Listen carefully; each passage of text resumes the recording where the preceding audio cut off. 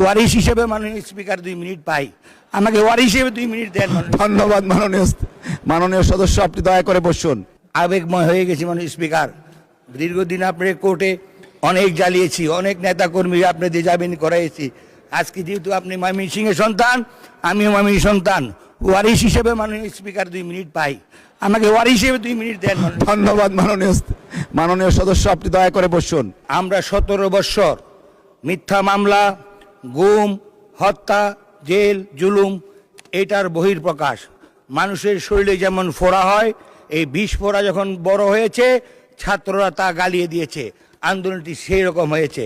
স্বাধীনতা যুদ্ধ আমাদের কাছে যেমন মূল, 24ও আমাদের কাছে অত্যন্ত জরুরি।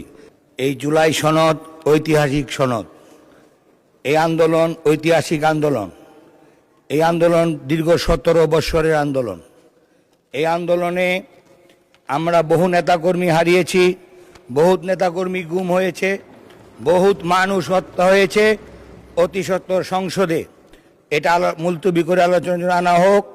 এটা একা কারো কৃতিত্ব নয়, সকলের কৃতিত্ব। কৃষক, শ্রমিক, মেহনতি জনতা, ডাক্তার, ইঞ্জিনিয়ার সকলে এই আন্দোলনে অংশগ্রহণ করেছে।